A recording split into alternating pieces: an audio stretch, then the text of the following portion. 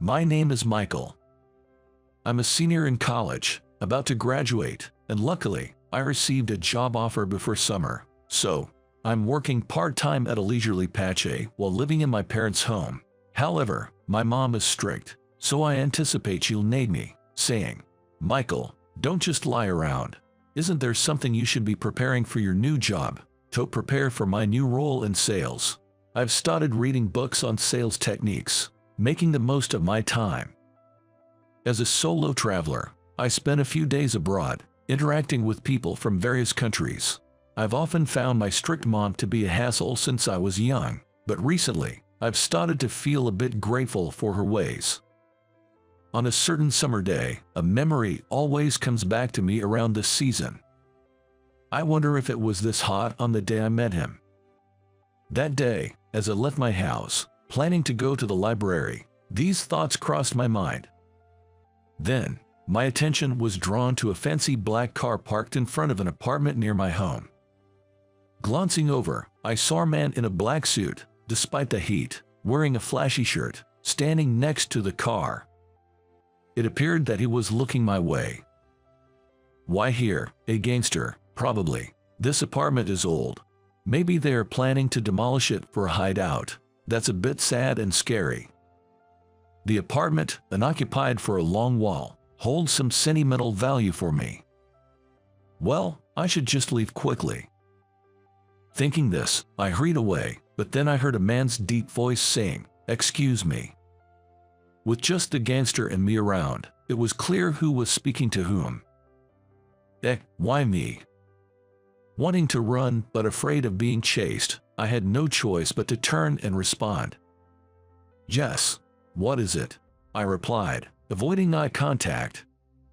Then, the man calmly said, "I'm looking for someone." Are they looking for someone dangerous? I haven't seen anyone like that around here. While thinking this, all I could do was listen and respond with, "I'm looking for someone named Mr. Johnson." Hearing this, I froze. Johnson, that's my family, but I have no idea why a gangster would be looking for us. Is there another Johnson family I don't know about? Unsure of what to say, my confusion was apparent. Seeing my reaction, the gangster leaned in to look at my face. Scary. But I haven't done anything wrong. As I stood frozen, he asked, "Are you Michael Johnson?" Hearing my name, my heart almost leaped out of my chest, but the gangster's eyes behind his sunglasses didn't seem too menacing, which calmed me down a bit. Then he took off his sunglasses and said, "It's me, David. David Smith. Do you remember me?" Dave. Hearing that, I was even more surprised. Because he was the very person I had been thinking about until just a moment ago. Going back 15 years, to one summer. Back then, I was a timid, quiet 7-year-old boy. I had friends, but not many. I wasn't bullied, but I would rather read books in the classroom than play in the schoolyard. So, I only saw Dave, a big, silent boy from another class, as scary. Not just me, probably most kids at that time avoided him, thinking the same. I never thought I'd interact with him.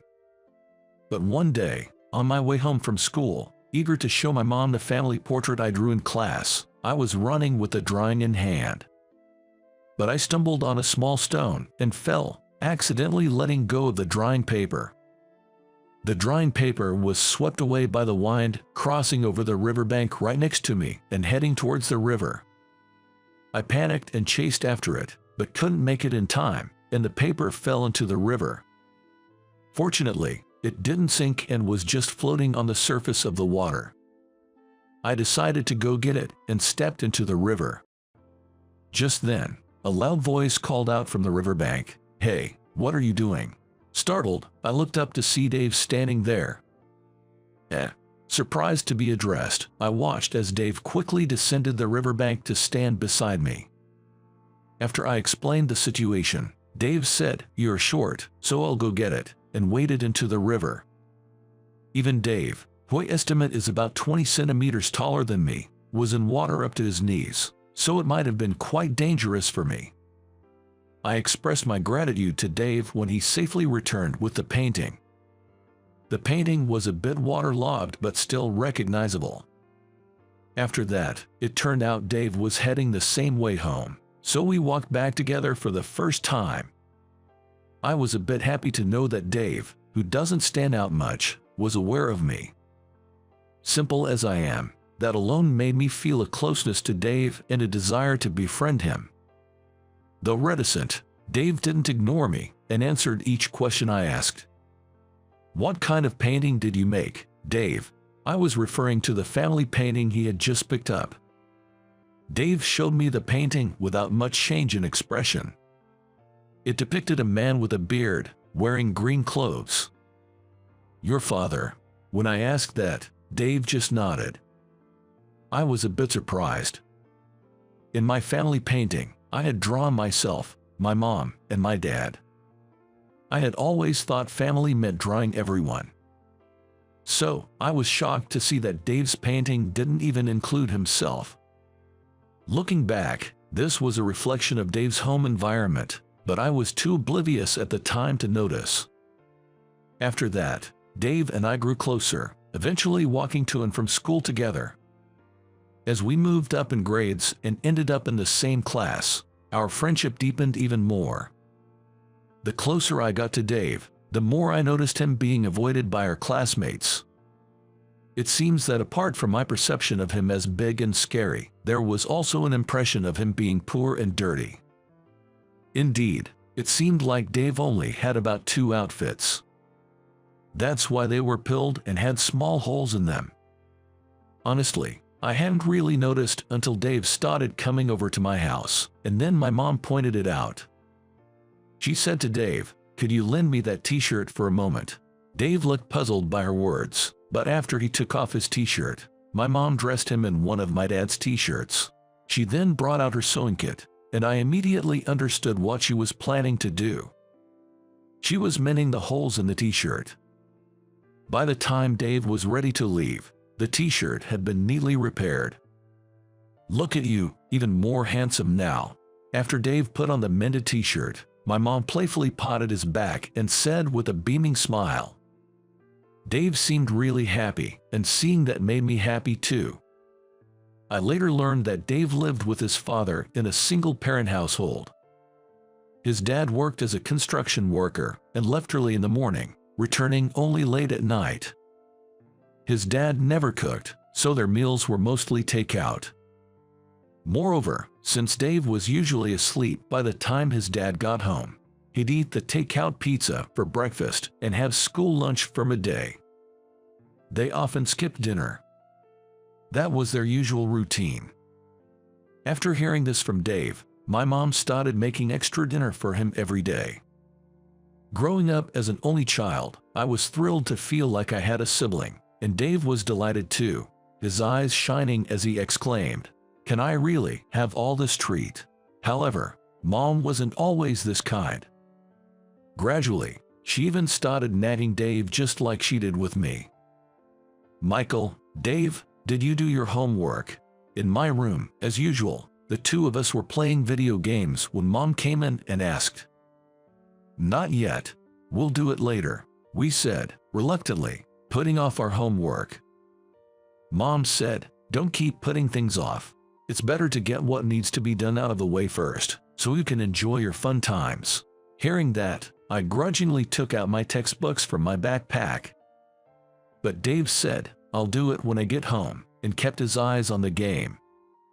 Then Mom stood in front of the TV like a guardian deity and said, "You won't do it when you're alone. It's quicker when you two work together.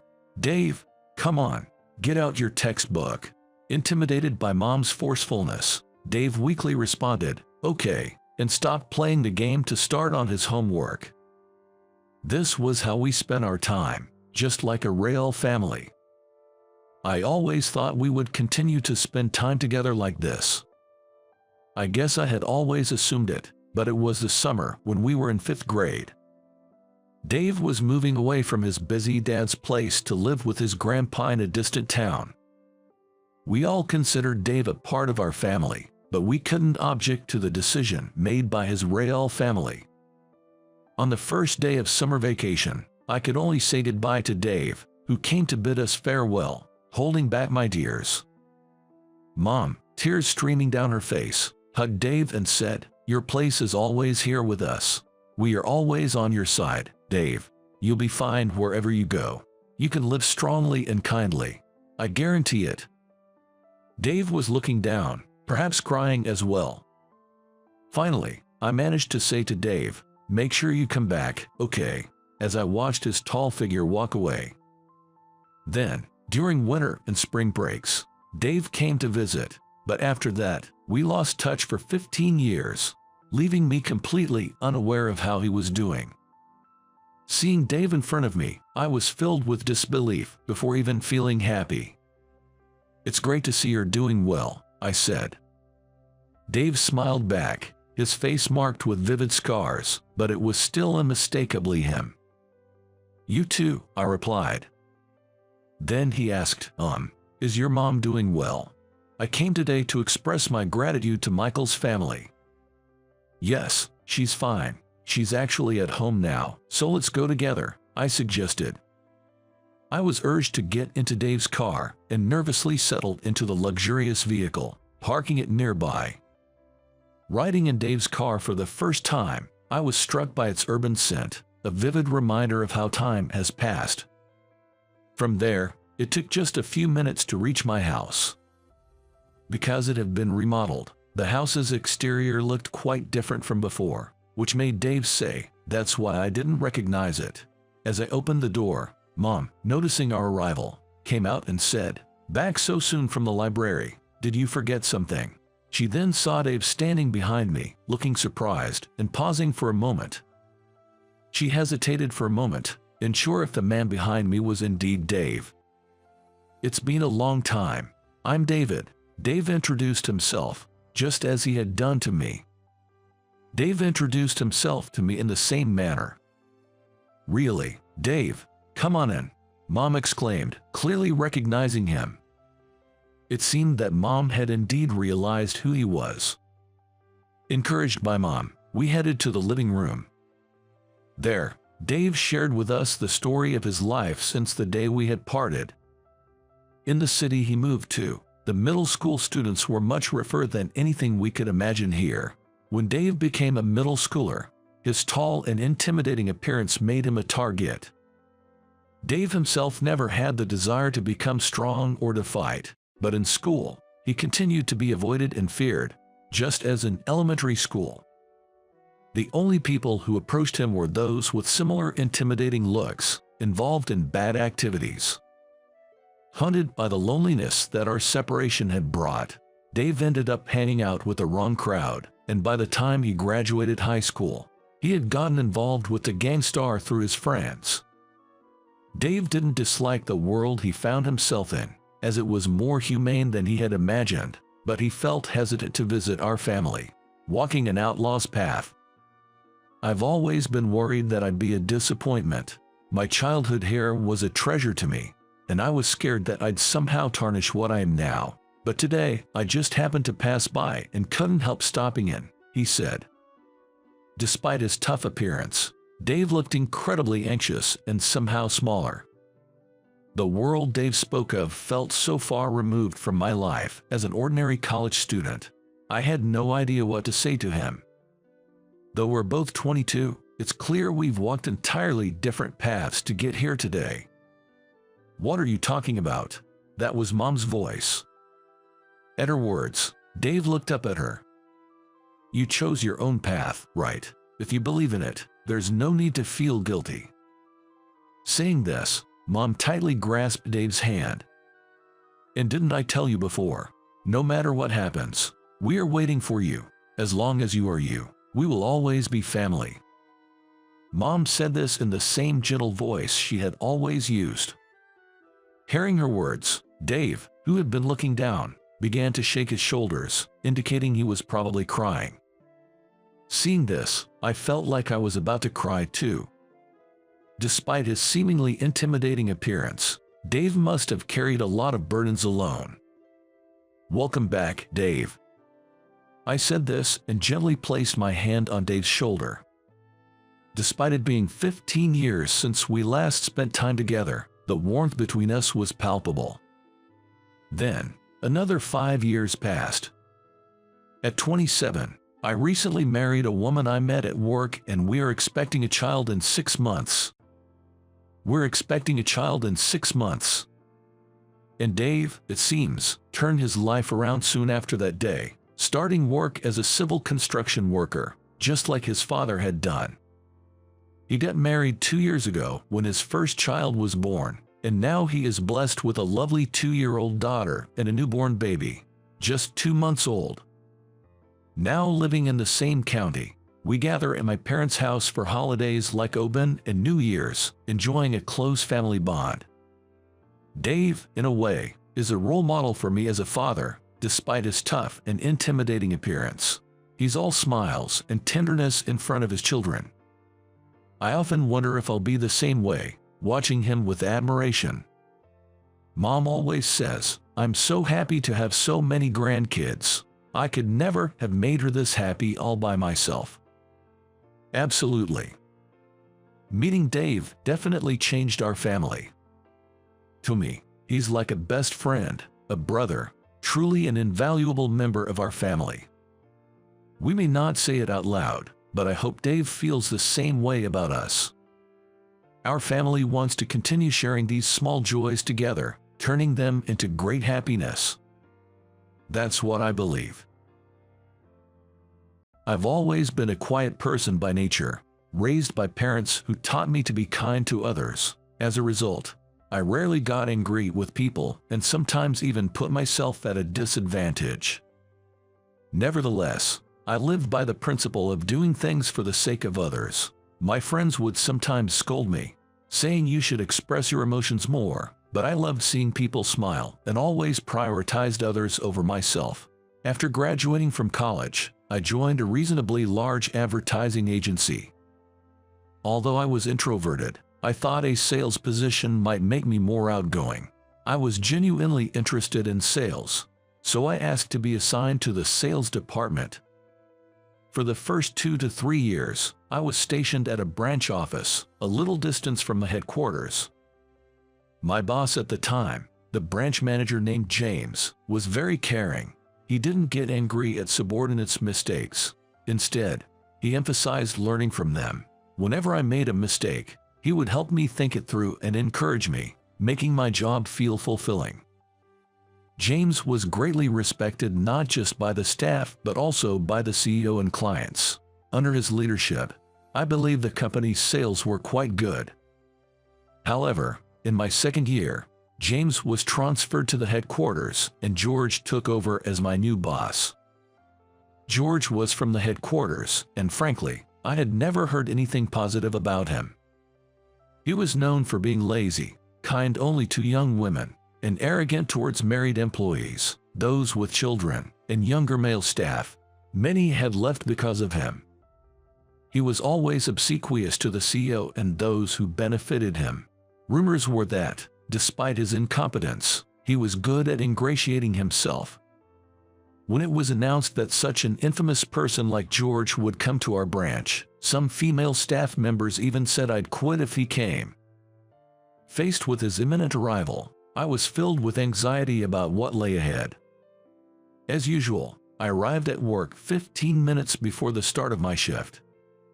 Since joining the company, I had made it a routine to clean the office in the morning. That day, as I opened the door to start cleaning, I was surprised to find someone already there. Nevertheless, I greeted them with a good morning. In response, a loud voice said, "Good morning. Who are you?" I'm Ethan. I stammered. "I'm George from the headquarters. Nice to meet you. Are you always the first one here?"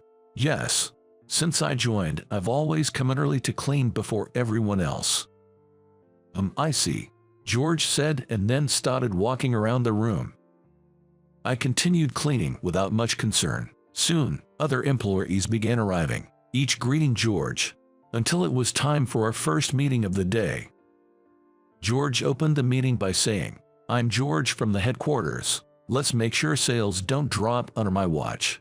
I'll be strict with employees whose sales are poor." Hearing this, I felt a jolt of anxiety. Despite being in my second year, my performance was so poor that even new employees were outperforming me. I wonder if I'm not suited for sales, I thought, feeling troubled by George's words. Then George ordered, "Those whose names I call, come to the front." As expected, my name was among them. For the next 30 minutes, he lectured each of us standing at the front. When it was my turn, George pointed at the sales performance board and said, "I see you clean every morning. It would be great if that made you good at your job. Before cleaning, why don't you think about how to improve your sales?" He said in a mocking tone. All I could muster was a quiet yes in response.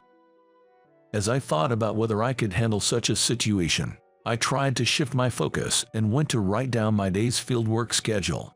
George then commented loudly enough for everyone to hear, "Oh, your sales aren't great, but you're diligent about your fieldwork. Impressive." Feeling embarrassed, I answered in a small voice, "I'm heading out," and left the room. Passing by the break room, I overheard colleagues, Sophia and Lily, talking while preparing tea. I heard George always find someone to bully. I bet he's already picked someone from the group he called out earlier. Yeah, like Ethan maybe. He's quite shy. Hearing this, I was rooted to the spot, unable to move. What if it's really me? I'm the only one in my second year among those he called out today. These thoughts raced through my mind, leaving me frozen in place. Then Sophia, coming out of the break room, noticed me. "Oh, Ethan, were you here? Sorry, did you overhear us?" she asked, looking flustered. "No, it's okay. It's true my performance isn't great, but we see how hard you're working, Ethan. Customers even say, Ethan is a thoughtful and good salesman. So, keep it up. We're all supporting you," Lily said, offering me a piece of candy. Seeing them leave, I thought to myself, even if I become George's new target, it shouldn't matter if I improve my performance. Everyone has their highs and lows. I won't let this get me down. I'll make great proposals for my clients. With renewed determination, I headed out for my sales appointments. After that, I worked tirelessly to improve my performance. My sales gradually improved, but they were still far behind my peers. George would scold me daily and even blame me for his own mistakes, saying, "It's because of Ethan's poor performance that my job is affected." Additionally, when a female employee asked to leave early because her child was sick, George made her cry by saying, "This is why I have issues with employees who have children. Well, the company will run without you. All right, go home and take care of your child." On the other hand, when a young female new employee seemed unwell, he said, "I'd be sad to send you home because you bring so much brightness, but you're an important staff member. Go home and come back when you're feeling better." She left, looking guilty. From then on, even when coming to work, she seemed to worry about other staff's sigh and gradually lost her energy. Day by day, the atmosphere in the office worsened, and eventually, several employees resigned. Yet George insisted it wasn't his fault, saying, "They just didn't have the guts." He bad-mouthed them in front of everyone and refused to change his ways. One day, President John, who was CEO, came to the branch with a man in his 50s named Steve. "This is Steve, who will be joining us from today. George, I'm entrusting you with his training. You know, he's a valuable asset for us," he said. Steve looked a bit chubby, with thinning hair and a slightly stooped posture. He seemed somewhat down on his luck. In front of President John, George was in high spirits, saying, "Leave it to me, President John. I'll turn him into a top-notch salesman in no time." "Good, George. Sales at this branch have been a bit down lately, so I'm counting on you," President John said, leaving George looking tense. After President John left, George's attitude changed drastically. "Hey, Ethan, come here," he yelled, and I rushed to him. "Ethan, you're going to be his trainer." "But just now, President John said you would be the trainer," I responded in surprise.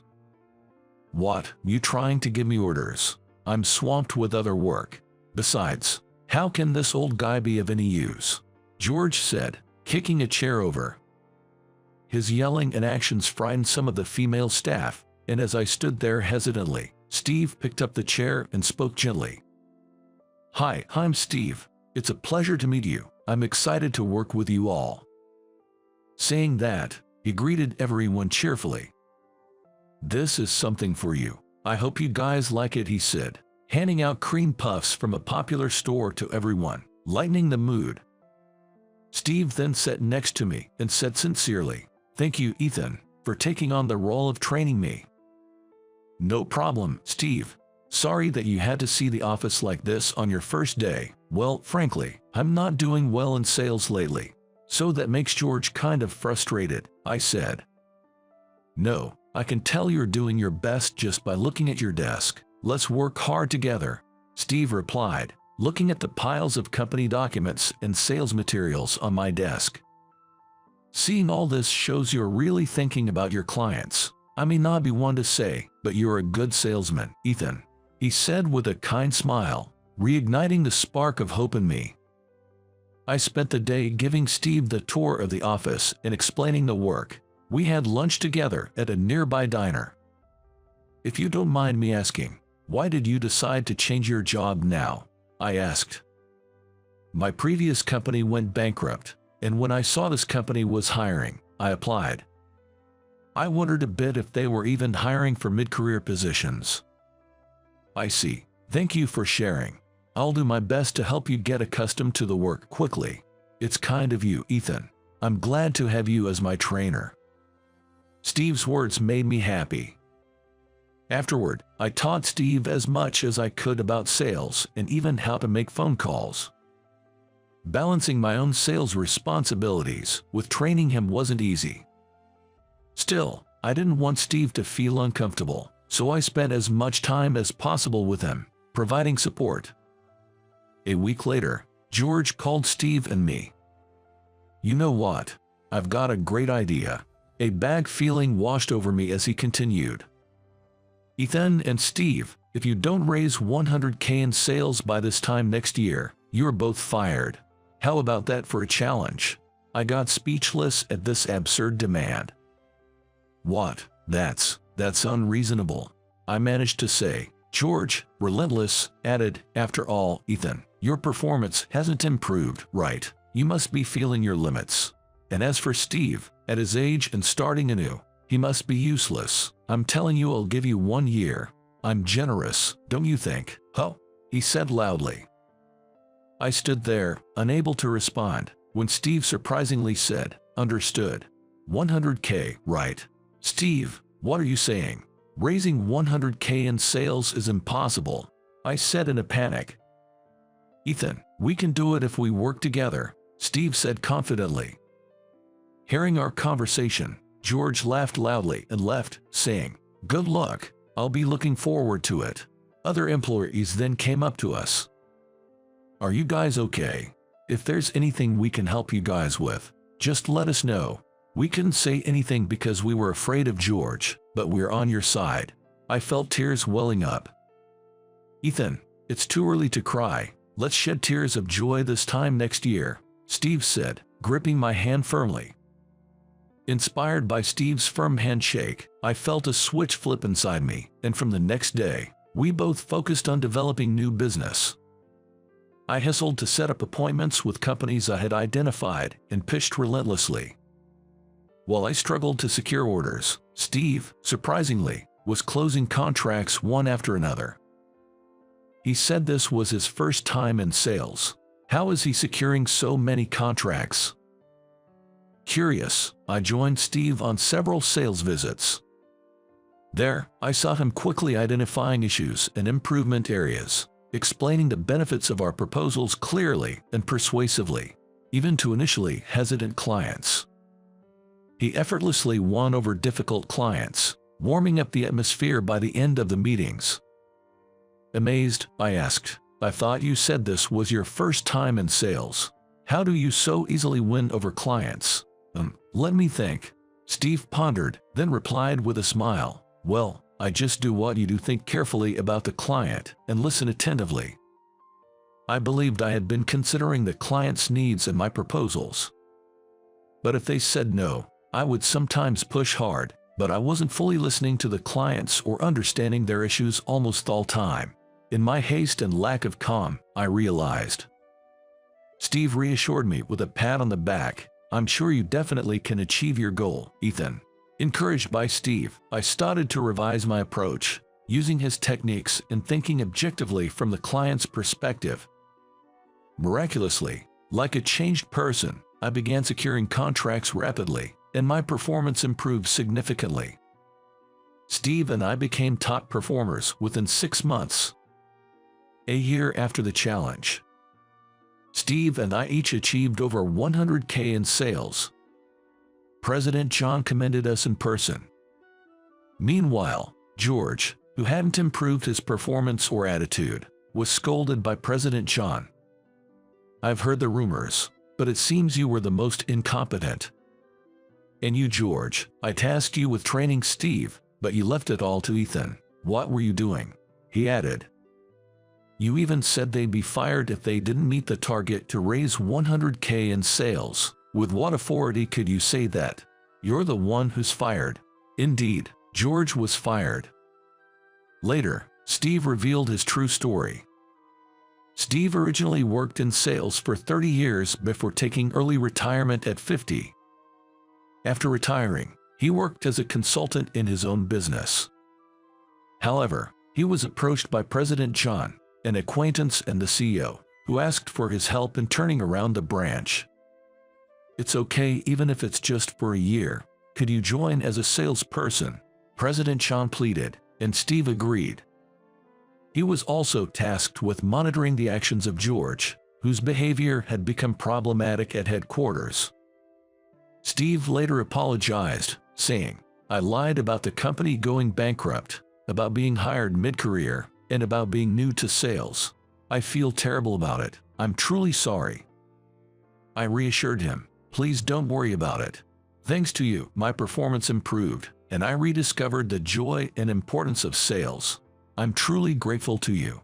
After a year, Steve truly left the workplace and now serves as a consultant for both the headquarters and the branch. He frequently visits the offices, bringing delicious snacks and lending an ear to the employees' concerns, earning their trust and reliance. Since then, I've maintained top sales performance and was even offered a transfer to headquarters, but I chose to stay at the branch with the colleagues who helped me during tough times. Now, I'm in charge of training new employees. I strive to ensure they enjoy their work, never forgetting the basics. Steve and I have become drinking buddies, and though we are joked about being friends with a big age gap, he is my savior and my friend. I'll cherish this bond, committed to advancing in my work. I'm Jake. I'm 27 years old and in my 5th year at the company. I'm single. I work for a company that supplies parts to major corporations. At work, I'm in charge of office tasks in the sales department. I was promoted to a senior position 2 years ago. My subordinates are all contract employees, so overtime is not an option for them. The overflow inevitably becomes my responsibility. As a result, I'm always busy, and the only days I can leave work without working overtime are the first few days of the month. Otherwise, overtime is a must. There have been times, like at the end of the month or quarter, when I've had to pull all-nighters. My rental apartment is located about an hour away from the downtown office, in the suburbs. I prefer waking up to the chirping of birds rather than the noise of cars. This was a choice prioritizing living environment over convenience. Still, there are times, especially when I'm tired from work, when I wish I could get home quicker. Today, like many others, I worked late. It took me an hour to get to the nearest station. At this hour, there were few people getting official. Among the sparse crowd, I saw a couple arguing. A woman broke free from a man gripping her bag and ran away, with the man seemingly chasing after her. I guess they're full of energy, maybe having a lover's quarrel. I thought absent-mindedly as I watched. Thinking it's too much trouble to eat at this hour, I stopped by my usual supermarket and bought a discounted deli and a beer with a half-price sticker. I trudged home from the bright station square, passing the supermarket. The white lights of the street lamps along the road seemed to guide me home like runway lights. I pushed my exhausted body forward on my way home. Suddenly, I saw a woman staggering ahead with an unsteady gait. I wonder if she's drunk. I hesitated between keeping my distance and overtaking her, but she was walking quite slowly. As I got closer, the distance between us narrowed. Given the pace, I decided to overtake her. As I got closer to the woman, her appearance became clearer. She was stumbling, dragging her left foot. Her clothes were covered in mud, especially on the left side. Her hair, about shoulder length, was disheveled. It was quite an unusual sight. Moreover, on closer inspection, she was barefoot. It was increasingly bizarre. Well, that's pretty sad, but doesn't she have someone with her, like the person she was drinking with, to take care of her? Maybe I should say something. With that thought, I approached and spoke to her. "Excuse me." Before I could finish, the woman collapsed to her knees. Startled, I instinctively caught her as she fell and called out to her. Are you okay?" She seemed unconscious, but she was breathing. I couldn't move, holding her in both arms. I shouldn't move her in this situation, right? Information I'd heard somewhere flashed through my mind, leaving me unable to move. Having no other choice, I called for help. "Excuse me, is anyone there? Someone, please. We need an ambulance." Despite the late hour, residents who heard my voice came out. Everyone looked on with curious faces. Oh dear, are you okay? Is she your girlfriend? What happened?" A lady in her nightwear approached me to talk. "No, I don't know her. She was walking ahead of me, then suddenly collapsed. Could someone please call an ambulance?" A man, who seemed to be the lady's husband, said, "All right, I'll make the call," and went back inside his house. Meanwhile, the lady kept staring at me. "Aren't you the guy who always buys half-price delis at the supermarket?" Oh, yes, that's me. I bought one today too. I'm single, so." Upon closer inspection, I recognized her too. You're the cashier at the supermarket." Yes. I remember you because you always buy the half-priced ones." As I was talking to the cashier lady, I could hear the sound of a siren in the distance. It seemed like the ambulance had arrived. The ambulance stopped, and the paramedics quickly got out, assessed the woman's condition, and acted swiftly. Soon, the woman was taken into the ambulance. In the moment the paramedic asked, "Is there anyone who can accompany her?" everyone's gaze turned towards me. Me? Really? I thought, but I was indeed the only one who could explain the situation. So, I got into the ambulance and ended up going to the hospital with her. At the hospital, I explained the situation to the doctor. The woman had nothing to identify her, and they asked me, but I had no idea who she was. We had no choice but to wait until she regained consciousness. According to the doctor, she was not in a life-threatening condition, but her left leg appeared to be fractured. There was no need for me to stay at the moment, but the police would be involved later, and I would be questioned again. I left my contact information and decided to go home. Since I was quite far from home, I called a taxi to return. It was a costly expense. When I got home and changed, I felt a wave of fatigue hit me. Knowing I had to go to work the next day, I heated the deli, took a shower, opened a beer, gobbled down the food, and got into bed. Just as I was about to relax in bed, the phone rang. It was the police. I explained the situation just like at the hospital, stating I didn't know the woman or her identity. They understood for the time being, but said they would contact me again later. Looking at the clock, it was past 2 a.m. What a long day. I forced my eyes shut, trying to sleep, but I could hardly get any rest. The next day, I miraculously found a seat on the train to work. I managed to get a little sleep, which was a relief. Blending into the crowd as usual, I headed to work. It was a day like any other, as if yesterday's incident never happened. It's amazing how such a significant personal event can have no impact on the world. With that thought, I arrived at the office and greeted everyone with a forced good morning.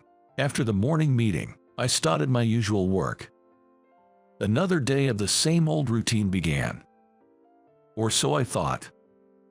After finishing a task, I looked around and noticed that my boss, Tom, and the section chief, Ken, were not at their desks. Did a sudden meeting start? Eventually, Tom came back. Instead of going to his own desk, he came straight to mine. Why? As I was wondering, he suddenly patted me on the shoulder. This is the shoulder pat, a sign of being fired. My heart sank in an instant. You did well. Surprisingly, Tom was smiling. Ken, who arrived later, was also looking over with a smile. Yes, what's this about? I asked tentatively, forcing a nervous smile. Tom continued with a grin. Actually, we got a call from the president of our client company, Mr. Smith. He said you helped his daughter last night. That woman was President Smith's daughter from the company, I exclaimed in my mind. No, I just called an ambulance for a woman who collapsed near my home on my way back last night. I explained briefly to Tom. This afternoon, President Smith is coming to meet our President Williams. He wants you to be there too, so please make yourself available. I'm counting on you. Yes, I understand. This situation seems to be getting more serious. What's going to happen to me? As scheduled, President Williams returned in the afternoon. Soon after, President Smith also arrived at our office. Escorted by Tom and Ken, I headed to the president's office. Excuse me, I've brought Jake from the sales department. I've been waiting. Come in. President Williams's voice came from inside the room. I started to feel nervous. Tom opened the door, and we entered the president's office. Sitting on the guest sofa, facing our President Williams, was President Smith, with a woman beside him who seemed to be his wife. Sorry to keep you waiting. This is Jake, the chief of our sales department. Nice to meet you. I am Jake, the chief of the sales department, I said. When I raised my head, President Smith and his wife stood up and came over to me. So you are Jake. I'm Smith. This is my wife. She wanted to meet you too. Thank you so much for helping our daughter yesterday. Jake, thank you very much for helping our daughter. We really appreciate it. President Smith firmly grasped my right hand with both of his and shook it vigorously. His wife showed respect, with a polite nod and smile. Let's calm down. Sit down and let's talk over some coffee. President Williams intervened, and they returned to their seats. Jake, the discussion from here on is about a private matter of President Smith, so I would like it to be off the record. Is that okay? President Williams looked at me meaningfully. Is it all right for me to be privy to such a discussion? President Smith said. I went to the police today about yesterday's incident, and they said we needed your cooperation. So I have the approval of our president here. Understood. If I can help you, I'm at your service. President Smith. Thank you. Sorry for the inconvenience. President Smith thanked me. Shortly after, the secretary brought in coffee. The secretary left, and I waited a bit nervously for President Smith to start talking. After taking a sip of coffee, President Smith began. Actually, my daughter, Emily, is a 21-year-old university student. Recently, she started experiencing stalking. I was shocked by this unexpected revelation. I remembered Emily's appearance from yesterday. Our home is in the suburbs, and Emily's university is in this city. Turns out, President Smith's home was quite close to mine. She is in her third year now and became busy with late returns due to being part of the festival committee.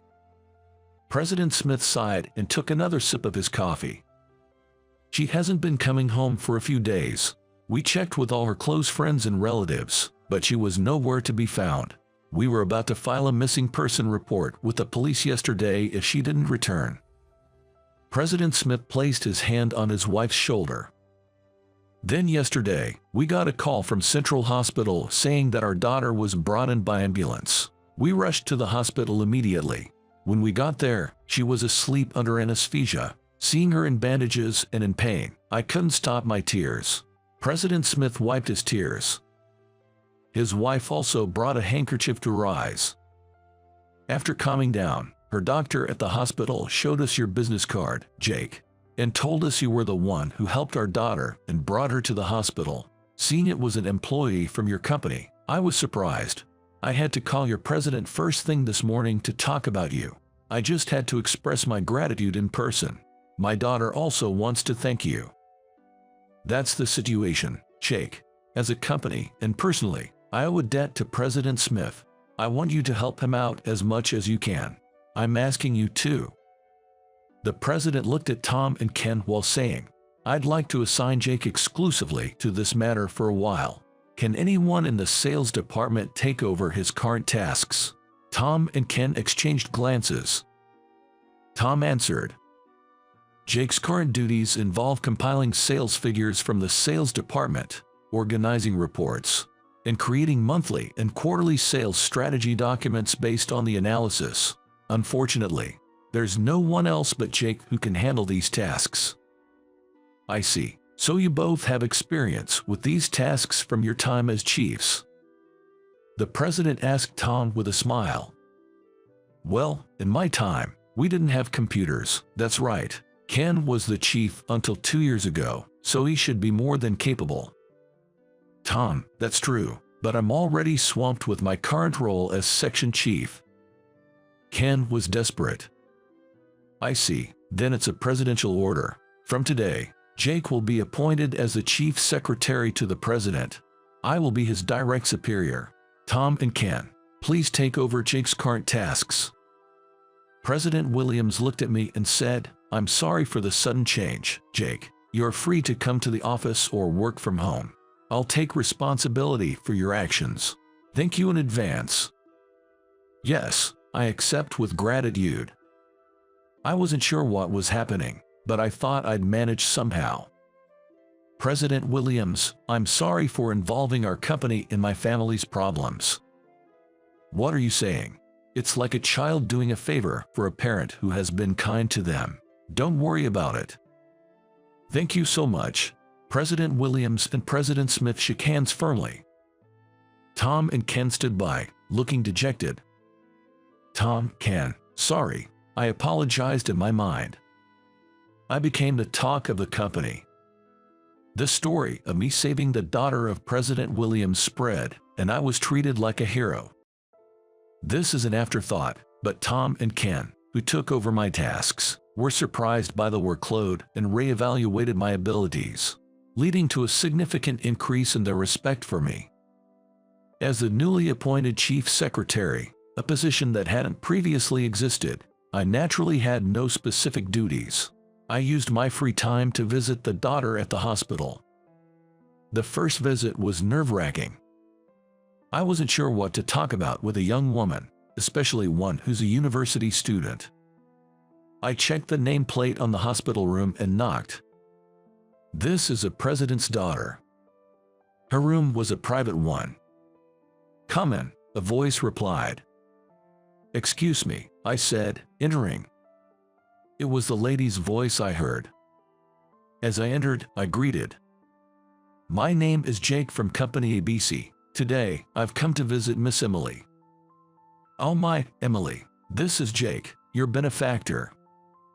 The lady introduced me to her. Oh no, I'm embarrassed to be seen like this. I heard Emily's voice from behind the curtain. Her voice sounded lovely. What are you saying? Come on, please sit here. The lady opened a curtain and offered me a chair. Good afternoon. I'm sorry I couldn't come to greet you sooner. I greeted her, and when I looked up, only her eyes were visible above the blanket. What's with that attitude? It's rude to him. Chided by the lady, Emily showed her face from under the blanket. Hello, Jake. I'm Emily. Thank you so much for helping me when I collapsed the other day, and I'm sorry for causing you so much trouble because of me. Emily sat up halfway in bed and greeted me. She seemed to be a well-mannered young lady. It was the first time I had a good look at Emily's face. That night, it was dark, and she was dirty, so I didn't remember her well, but in the light, she was quite a beauty with big, round eyes. Her semi-long hair was tied back in a braid, probably because she was in the hospital. This made her look like a high school student. I was so captivated by her beauty that I stared blankly. Jake, is something the matter? The lady asked, noticing my lack of reaction. No, sorry. You're just so beautiful. I couldn't help but stare. Silly me, letting my inner thoughts slip out. Oh, you're quite the charmer. The lady laughed. Thank you. Emily's face turned bright red. As for me, my mind was a complete blank. At first, the visit was like this, but thanks to the lady's consideration, we enjoyed a pleasant conversation. Emily had been scared and agitated immediately after being hospitalized, but now she seemed much calmer. My visit was allowed because she had regained her composure. During our conversation, I discovered that Emily attended my alma mater, which was a pleasant surprise and led to a lively discussion. When it was time to leave, Emily asked, Jake, will you come again? You will visit me, won't you? Emily's mother escorted me to the door. She said, since her hospitalization, Emily had been so withdrawn, not responding to anyone. But seeing her laugh and talk so much today was a first. Could you please visit again? Of course, Emily is my junior at university, after all. I will definitely visit again. Please take care. Later, there were several inquiries from the police. They asked if I had noticed any suspicious individuals nearby. That reminded me of the couple arguing at the station, which I mentioned to them.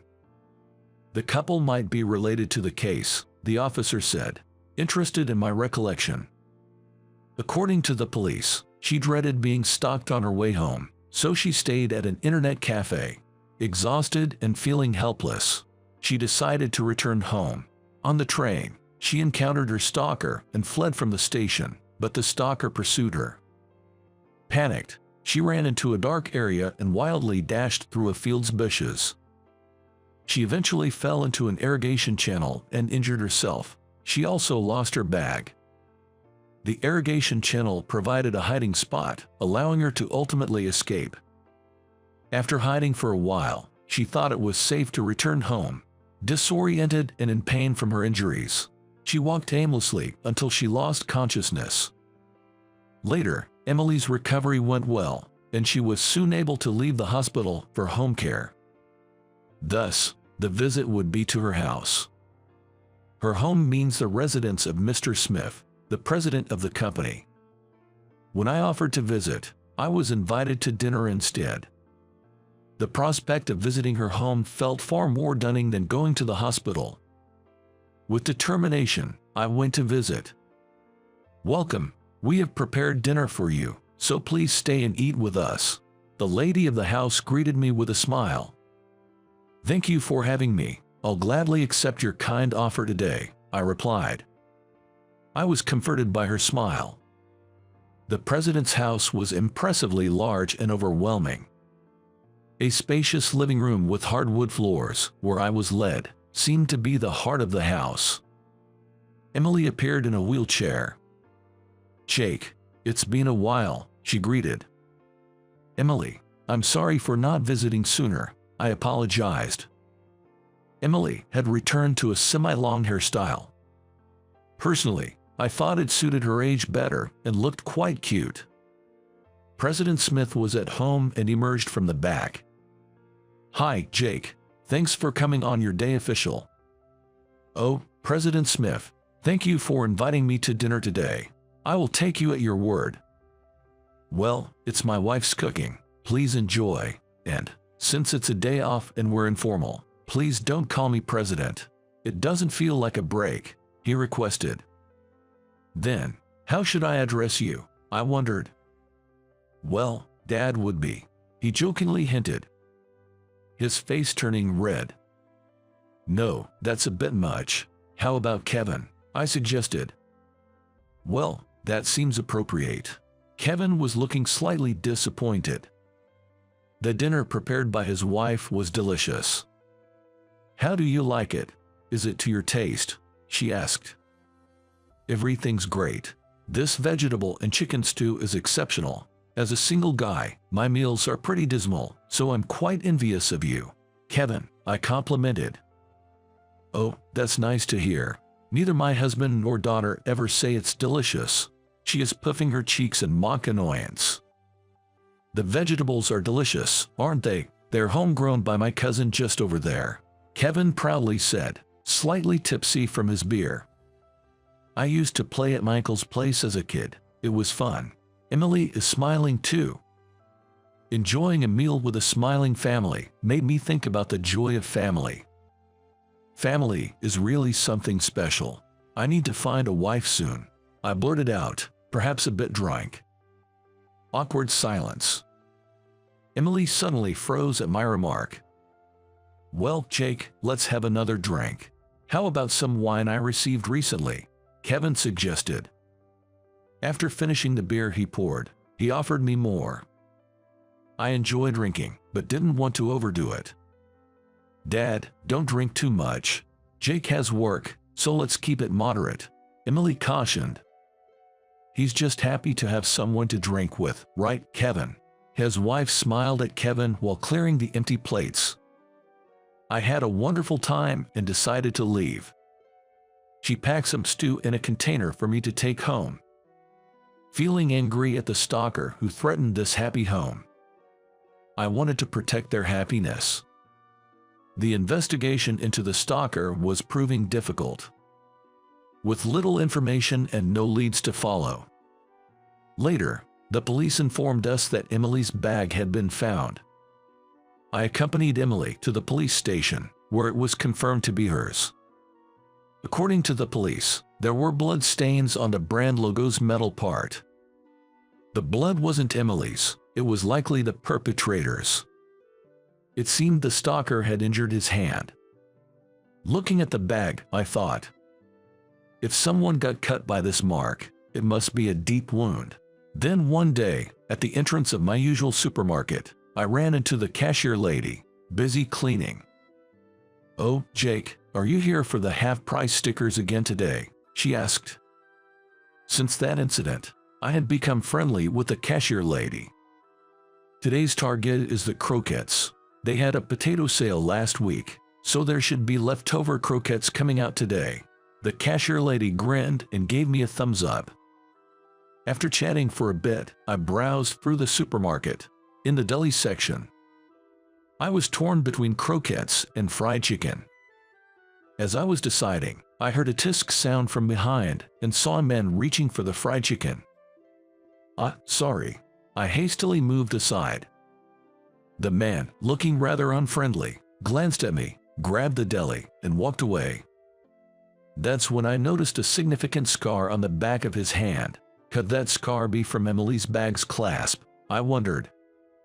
After he paid at the cashier lady's register and left, I asked her, "Did you see that man's hand injury?" "Oh, yes. I've seen him around quite often. He used to have a bandage on his hand for a while, but not today. He works as a part-time delivery guy for a food service. He's delivered here a few times," she explained.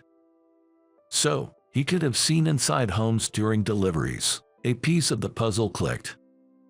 I felt a flicker of hope in the dark. I invited Emily to come shopping at the supermarket a few times. Moving with crutches was hard for her, but she seemed to enjoy the rare outings. Her smile was always lovely. After repeating these visits for a few days, the man with the scar finally appeared. I quickly hid and peeked out. "Emily, do you recognize that man?" She clung to my arm. "That's the Manuel, the stalker who's been following me," she whispered. I immediately called the police. After explaining the situation, they waited at the supermarket entrance. Emily identified him, and the police apprehended him. He was indeed the stalker.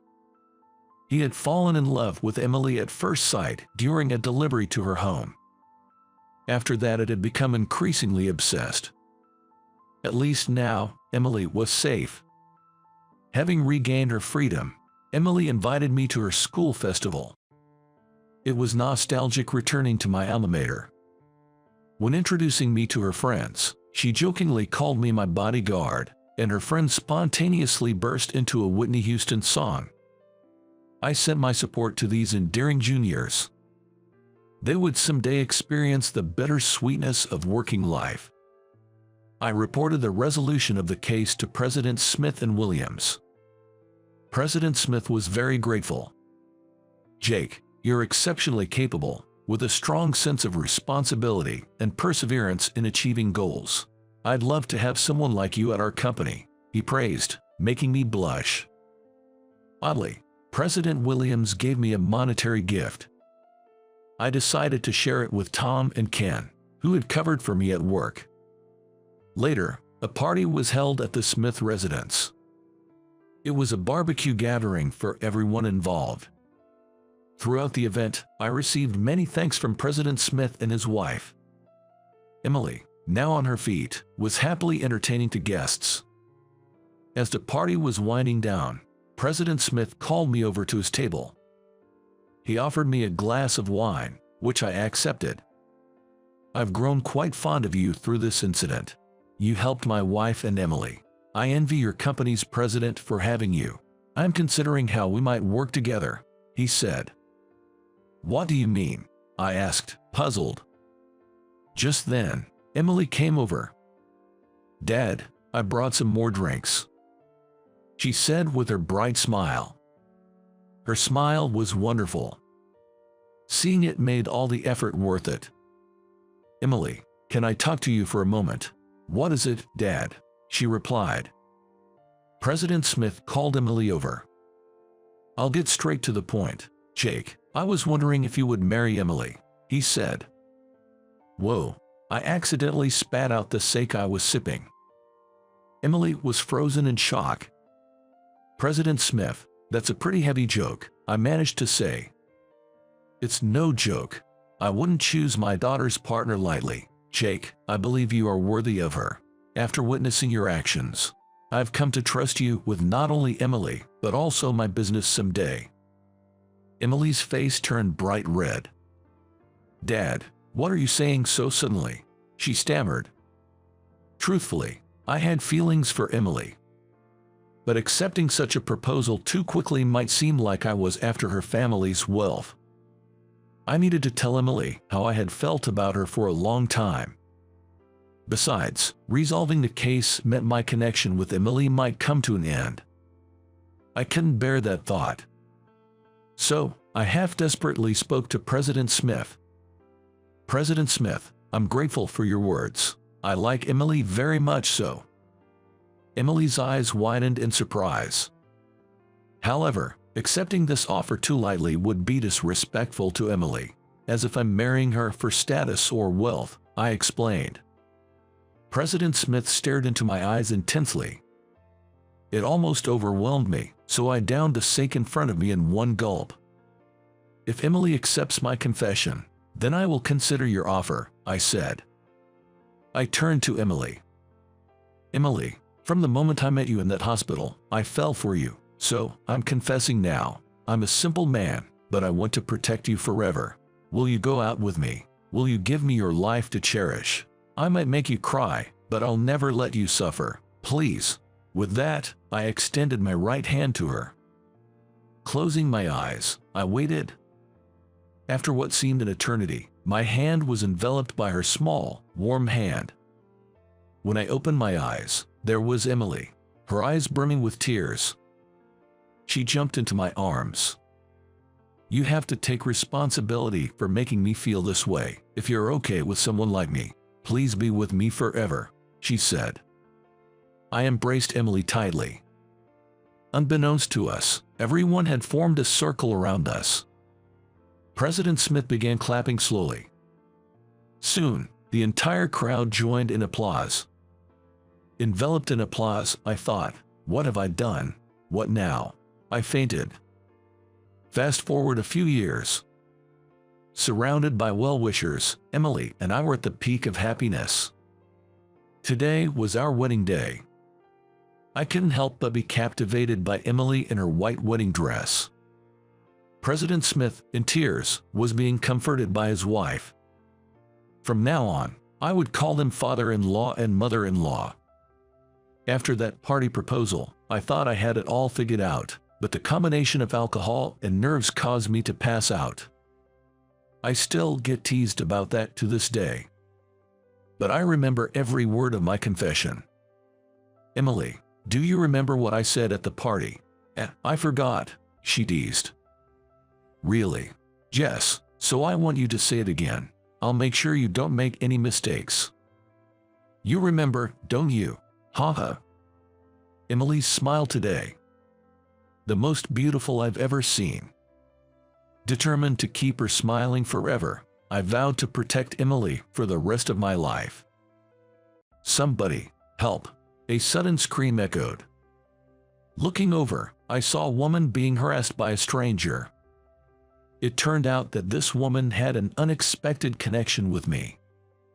"My name is Jason. I am an ordinary company employee. I had a wife. Her name was Emily. She was my classmate in high school.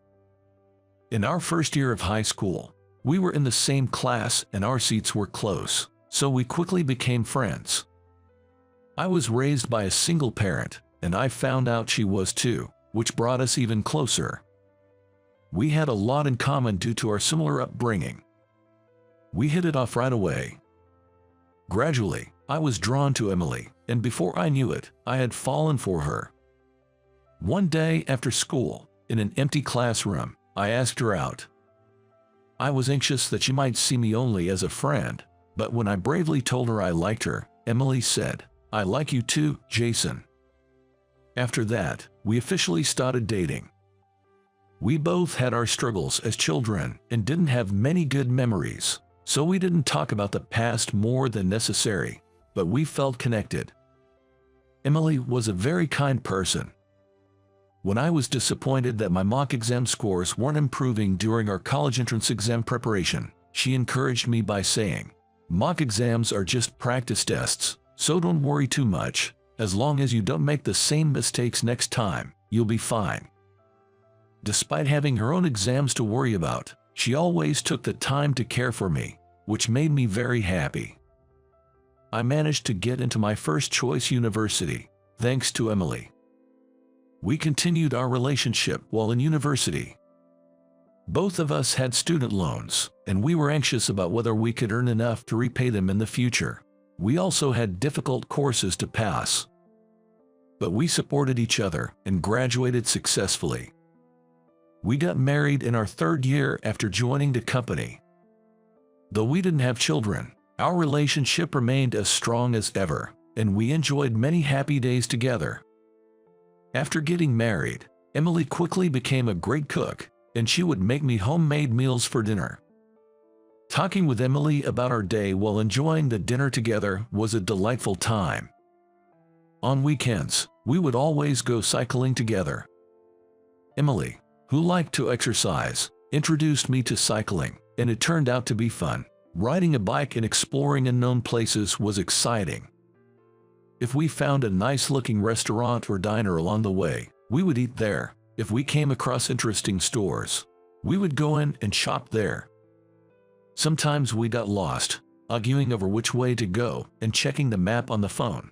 Looking back, those moments became good memories. I hoped peaceful days like this would last forever. We sometimes envisioned ourselves when we became older, telling each other, "Even as we grow older, I want us to live happily together." Sometimes fate is merciless. One day, a tragedy occurred. It happened 5 years ago, on our wedding anniversary. That day, Emily told me she would be late because she was buying a celebration cake. I was waiting for her at home when I received a phone call from an unknown number. With suspicion, I answered the call and was informed, "Your wife was involved in a traffic accident and was taken to the hospital, but she has passed away." I couldn't believe it at first. She had been perfectly fine before leaving for work that morning. I wished it was a bad joke. But Emily's death was not a joke, it was a harsh reality. I rushed to the hospital, where they explained the details to me. Emily was crossing the street when a car, running a red light, hit her. I saw Emily's body. She looked peaceful, as if she were just sleeping. "Emily, Emily, please wake up." Hoping she might wake up, I called out to her, but Emily didn't move an inch. Her face, when I gently touched it, was shockingly cold. It was a harsh reality that she was no longer alive. This can't be true. The reality of Emily's death hit me all at once, and I collapsed on the spot. Afterward, I couldn't stop the tears. The loss of my beloved wife was too much to bear. I thought time would heal the wound, but no matter how much time had passed, I remained listless. Emily was no longer there to cook for me. I started eating takeaways all the time. I had no energy or motivation to cook for myself. Eating dinner alone at home was very depressing. The bicycle that we used to ride together on cycling trips now only reminded me of Emily, so I stored it away in the back of the garage. I spent my days aimlessly, losing the will to live. I managed to go to work every day, but I was apathetic even there. I would only do the bare minimum at work and then go straight home. It seemed my colleagues noticed that something was off with me, having lost my wife, and there were times when they expressed concern by asking, "Are you okay?" They tried to cheer me up and invited me out for drinks, but I couldn't bring myself to go and kept declining. Deep down, I knew this couldn't go on, but nothing seemed to help. I tried starting new hobbies to change my mood, but none of them lasted. Even when I went out, being alone made it unenjoyable, and my mood remained gloomy. Ultimately, I continued to be in a state of depression. Then one day, the turning point came. A woman named Jane joined our workplace as a mid-career employee. When I saw her, I couldn't believe my eyes. She looked exactly like Emily. For a moment, I thought Emily had come back to life. By some twist of fate, Jane was assigned to the desk next to mine. "Nice to meet you," she said, greeting me politely. "Nice to meet you too," I replied awkwardly. Furthermore, I was assigned to be Jane's mentor. Naturally, our interactions increased, but for a while, I was awkward, seeing Emily in her. Jane even asked, "Is something wrong? Did I do anything to upset you, Jason?" "It's nothing. Sorry," I replied, brushing it off. I wanted to talk to her about Emily. However, bringing up such a heavy topic like the striking resemblance between Jane and my deceased wife seemed inappropriate, so I stuck to safe, work-related conversations. But Emily's image kept haunting me, especially when I was with Jane, teaching her various work tasks. I couldn't help noticing the similarities between her and Emily. For example, blinking twice when surprised. Also, tilting her head to the right side when thinking. These small gestures were uncannily similar. Jane seemed to notice my lack of energy and kindly offered support. "Are you okay? If you're not feeling well, I can do the rest of the work. You can leave early if you need to," she said. Her way of simply caring without criticizing or prying was comforting. This aspect of her was exactly like that of Emily. It wasn't merely a resemblance, it felt like more than that. I became increasingly curious about her relation to Emily, feeling a strong desire to ask Jane about it. However, Given the nature of the topic, I couldn't find the right moment to bring it up, and time just slipped away. Then, about a month after Jane joined our company, our department decided to hold a welcome party for her, doubling as a social gathering. As Jane's mentor, I was in charge of organizing the party. I had to decide where to have it and what to do. Since Jane was the guest of honor, it wouldn't mean much if she didn't enjoy it. As I pondered what would make Jane happy, I found myself thinking about what kind of welcome party Emily would have liked for herself. Usually, thinking about Emily made me feel gloomy, but this time it was like planning a fun trip. However, this was Jane's welcome party. I couldn't keep thinking about Emily forever. No, this isn't about Emily. It's Jane's party, I had to remind myself. I forced myself to stop thinking about Emily and planned a party for Jane. I casually asked Jane about her favorite food and learned she liked pizza, so I chose an Italian restaurant known for its gourmet wood-fired pizza. Additionally, I rented a private dining room for the banquet and decided to organize a bingo game. I hoped that through the game, Jane and everyone at work would get to know each other better. On the day of the party, after work, we all headed to the restaurant, and the party began. Once it started, the party was a great success. There was already good camaraderie among the employees, and many people enjoyed socializing, so everyone seemed to be having a good time. Jane was happily eating pizza and chatting with others. Midway through, I started a planned bingo game. The bingo game turned out to be a big hit, and Jane unexpectedly won a first prize. Her happy face was quite memorable. After the bingo game, Jane continued to be the center of attention, mingling with various people. Though the preparation was stressful, seeing Jane enjoy herself made it all worthwhile. The alcohol also lifted my spirits, and I found myself laughing out loud for the first time in a while. As closing time approached, we decided to wrap up the party, which ended on a very positive note. I paid the bill with the money collected from everyone and left the restaurant. All the other colleagues had already left. As I was hurrying to catch my train, I heard a woman scream, "Somebody, help!" Looking over, I saw Jane being grabbed by an unknown man. "Stop it!" Jane was desperately trying to shake him off, but the man wouldn't let go of her. I immediately ran towards Jane. "Stop it!" The man glared at me menacingly. "Who are you?" "I spotted this lady first, so she's mine." His face turned red. Clearly drunk, his speech was slurred. "She clearly doesn't want this. Please let her go," I said as I grabbed the man's right arm to pull him away from Jane. His anger intensified at my intervention. "Shut up. Mind your own business." He swung his left fist at me. I managed to catch his punch just in time.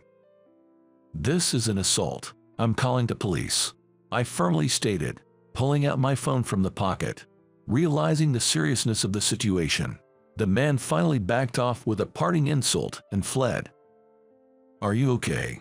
I asked Jane, who looked worried. "I'm fine. Are you okay, Jason? You just caught a punch with your bare hands. Are you hurt?" "I'm fine."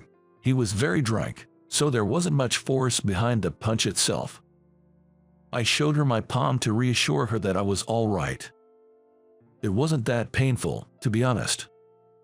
Jane looked relieved, nodded in gratitude, and thanked me. "I'm glad you're not hurt. Thank you for saving me." "It was nothing, really. Helping others in trouble is just common sense," I replied with a smile. "Are you going to the train station, Jane? I'm also heading that way, so if you like, I can accompany you.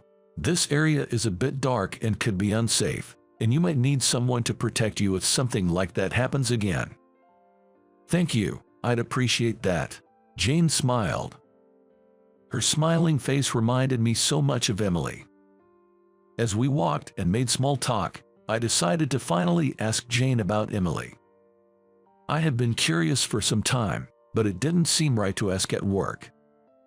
It would be best to talk about it when we were alone, but such opportunities were rare. If I missed this chance, I might have never gotten the opportunity to ask again. Jane, there's something I'd like to ask you, I began, showing her a photo of Emily on my phone. Do you know this woman by any chance? I've been curious as you look a lot like her. Jane's expression changed from shock to tears. What's wrong? I asked, concerned. I panicked. Did I ask her something inappropriate?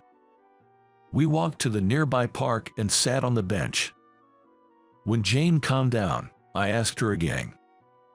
Is the woman in the photo someone you knew? She's my wife. Jane nodded. Yes, she's my long-lost sister, she replied. Now it was my turn to be surprised. I was amazed by this coincidence. Really? Is that true? Yes, it is. We are half-sisters. We had the same mother, but different fathers. We were separated when we were young and have been out of touch ever since, Jane explained. I see. Just as I was about to say that I had never heard about Emily having a sister, a certain memory suddenly came back to me. Once, while having dinner at home, Emily mentioned having a sister she hadn't seen for a long time. I asked her, "Don't you want to see your sister?" Emily replied, "I do, but as long as she's happy, that's enough for me. That's what makes me happy too." It was very typical of Emily to wish for others' happiness. When I shared this story with Jane, she smiled warmly. She sounds like a kind person. Being married to a reliable man like you, she must be very happy. I replied somewhat awkwardly. Actually, my wife passed away in a traffic accident. That's the reason for my demeanor at work.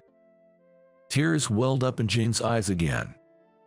I wish I could have seen her while she was still alive. I was just moved to tears by what she said. But now that you and I have met, Emily must be smiling down from heaven. Yes, I vaguely remember she was always a cheerful child. I'm sure she's still smiling no matter where she is. Oh, Jane suddenly had an idea. Do you mind if I come to your house and see where my sister called home? I readily agreed. Of course, that would be great. Emily would be happy, I responded. We got up from the bench and went directly to my house. After showing around the house to Jane, I shared my memories of Emily with her, as she wanted to know what her sister was like. When I began talking, I realized how much I wanted to share the stories with Jane.